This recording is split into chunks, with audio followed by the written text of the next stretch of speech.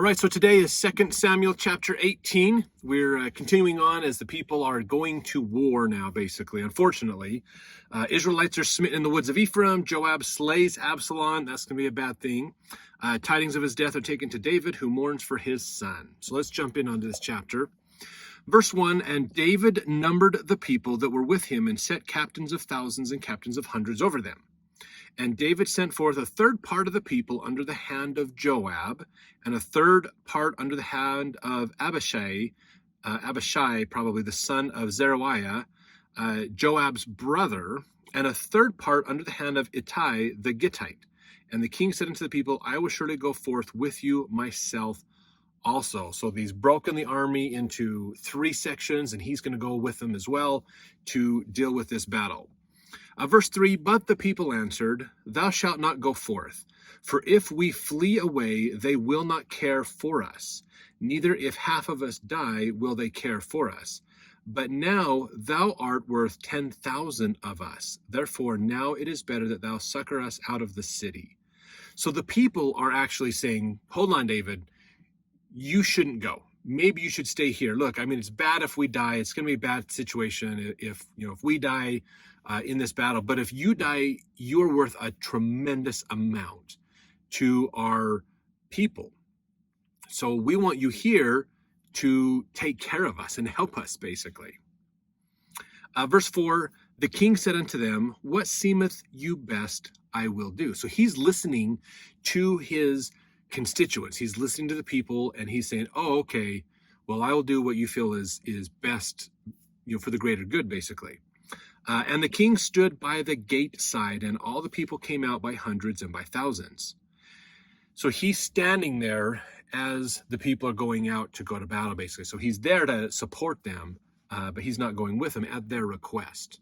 So that's always nice when you have that opportunity to, I think this is a good example. If you're in leadership, it is important for us to be willing to understand the advice and the opinions of those who we govern. Obviously in a political office, that makes a lot of sense because you are voted by the people, so you should be doing the people's work when you are there. But even in the church, when we're not elected, it is important that we have an opportunity to actually listen to feedback from our people to understand things there. Revelation can come from lots of different directions, or inspiration really is what mostly it is, not so much revelation. But that's the thing, is people have opinions, and we should never discount the experience of another human being. And so, like what David is saying here, is taking that opportunity to listen to the people and go, oh, okay, some rulers would not have done that. Some rulers would have just said, no, whatever, I'm going to ignore you and do what I want because I'm the king. So it's nice to have that. It's just a nice little thing that I think it's a lesson most people probably wouldn't pick up from this kind of a chapter. It's a really good one. So, all right, verse 5, and the king commanded Joab and Abishai and Ittai. These are the three that he has set up as the generals over each of the third of the army, basically. And he's giving them advice, saying, deal gently for my sake with the young man, even with Absalom. And all the people heard the king gave all the captains charge concerning Absalom. So he's saying, look, do not, treat him kindly. Be nice to him, basically. Because obviously in war, it all bets are off. There's all kinds of crazy stuff that can happen. And so he's telling them, be kind to my son. I know he's leading the other army against me, basically. He has usurped the authority against me, and now he's kind of tried to take over, and so we're in this weird, awkward situation with King David and his son Absalom trying to take over as well. But he says, deal kindly with my son. Even though he's gone bad against us, deal kindly with him. Verse 6, so the people went out into the field against Israel, and battle was in the wood of Ephraim.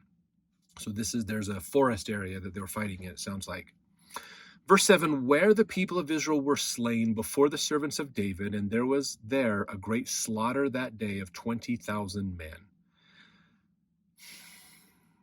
So there's been more than one battle at this location, and 20,000 people lost their life in this war. Verse 8, for the battle was there scattered over the face of all the country, and the wood devoured more people that day than the sword devoured. Interesting.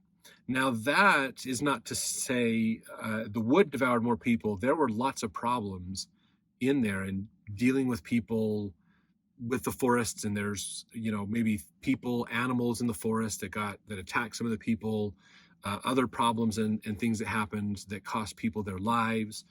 Maybe it's a really thick forest, and so people were like tripping, falling on branches, or other issues like that could be there. But it sounds like just the environment the battle was being fought in caused just as much problems as the fight itself did, basically. And that's not an uncommon problem that can happen in those situations. And maybe they accounted for people having, a heart attack or something on the battlefield. They went into the woods because woods tend to grow up a little bit in higher elevation. So hiking up to them, you're doing a lot of pushing to get up there. There's a lot of things that could happen in that situation. But it sounds like the environment caused as much problems as the war itself did.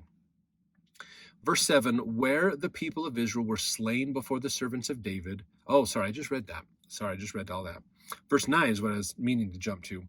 And Absalom met the servants of David, and Absalom rode upon a mule, and the mule went under the thick boughs of a great oak.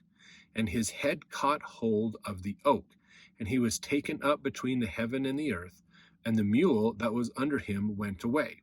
Now this, verse 9, is kind of a classic thing we see in movies, where somebody's right along on a horse, they hit a branch, they catch the branch in the neck or the chest, so they're the horse goes out from underneath them, and now they're hanging there basically, or they get knocked off the back side of their animal because they got clotheslined by a branch. And that sounds like what happened to Absalom. Verse 10, and a certain man saw it and told Joab and said, behold, I saw Absalom hanged in an oak. And Joab said unto the man that told him, and behold, thou sawest him, and why didst thou not smite him there to the ground? And I would have given thee 10 shekels of silver and a girdle. And the man said unto Joab, though I should receive 1,000 shekels of silver in my hand, yet would I not put forth mine hand against the king's son. For in our hearing the king charged thee and Abishai and Ittai, saying, beware that none touch the young man Absalom. So Joab, this guy's, hey, Joab, I found the king's son. Absalom's over here. He got clotheslined by a tree, an oak tree. So this isn't just any kind of forest to have oak in there and things. It's a heck of a forest they're in. Probably a lot of low-hanging branches, and that's where a lot of problems are coming in, is maybe the soldiers aren't seeing it, and they're getting hit in the head. They're getting taken off of horses and things, and that's where some of these other problems are coming from that they mentioned earlier.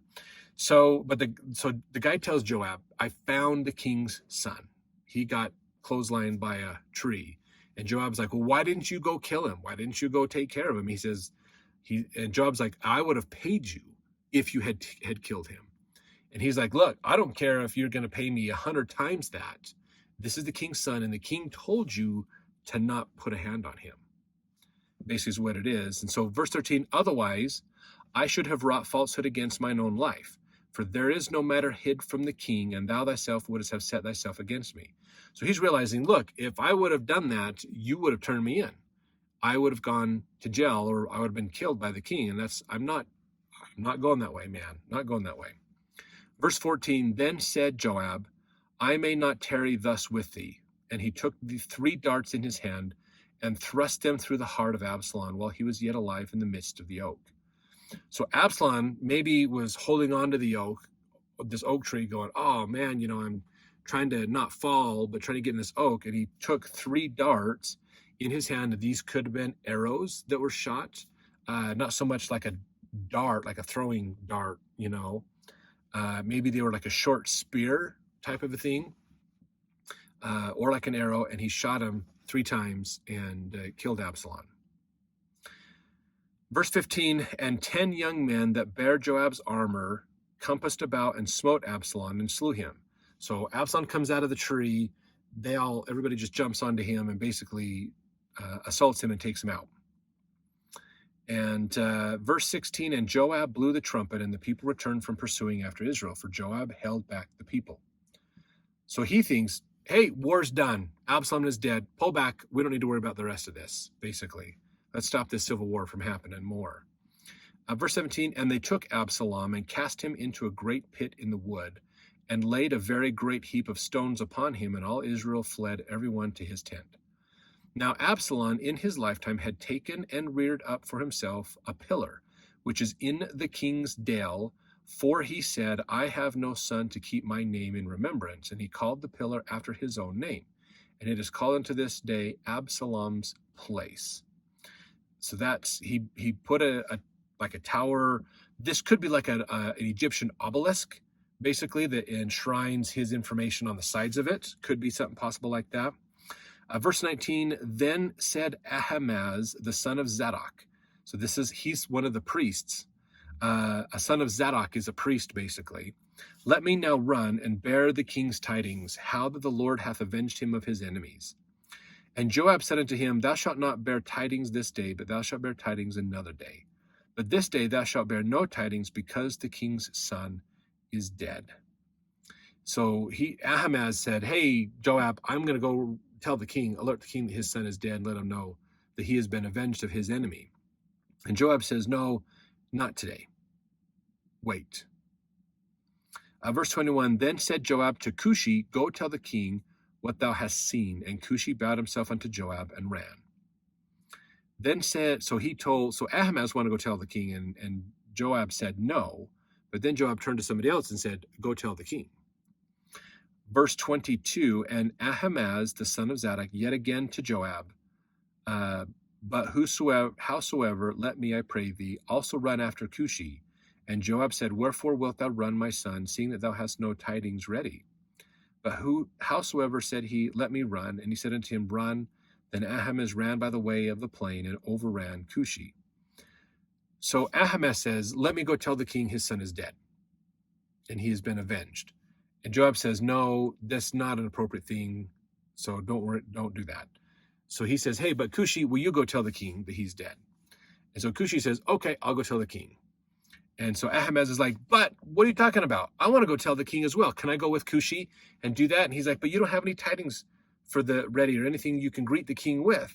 And he says, it doesn't matter. I want to go help Cushi tell the king about this and deal with this situation, because he's going to be really sad that his son is dead. So Joab finally says, okay, go ahead. And apparently Ahimaaz has the faster feet. He gets there quicker, basically, and he gets ahead of Cushi.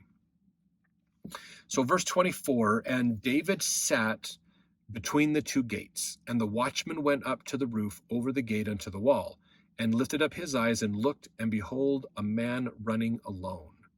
And the watchman cried and told the king, and the king said, if he be alone, there is tidings in his mouth. And he came apace and drew near. So the watchmen are up in the tower above the gates, basically, and they can see a much further distance than David can at the entrance to the gates. And they said, hey, king, there's a single man who's coming. Somebody is coming. And David's like, oh, there's a messenger. If he's by himself, he's a messenger. So let's let him in. And so the guy comes in. Verse 26, and the watchman saw another man running, and the watchman called unto the porter and said, behold, another man running alone. And the king said, he also bringeth tidings. And the watchman said, methinketh the running of the foremost is like the running of Ahimaaz the son of Zadok. And the king said, he is a good man and cometh with good tidings. So the watchman's like, I think that's Ahimaaz, the priest, son of Zadok, coming. And David's like, oh, good, the priest is coming. That means he's got some good tidings. He probably has something good to say. Verse 28, and Ahimaaz called and said unto the king, all is well. And he fell down to the earth upon his face before the king and said, blessed be the Lord thy God, which hath delivered up the men that lifted up their hand against my lord the king. And the king said, is the young man Absalom safe? And Ahimaaz answered, when Joab sent the king's servant, and me thy servant, I saw a great tumult, but I knew not what it was. And the king said unto him, turn aside and stand here. And he turned aside and stood still. So just let's get up to that point there. So the tower guard, the guard up there is going, I think this is Ahimaaz, the priest coming. And David said, oh, great, The priest is coming. He's got to have good tidings. The priest comes up, bows himself before King David and says, I have good tidings for you, King. Your enemies are out. Basically, they're taken care of. You don't have to worry about them anymore. So we've got that taken care of. So he's like, oh, okay, well, that's good. But what about my son? What about Absalom?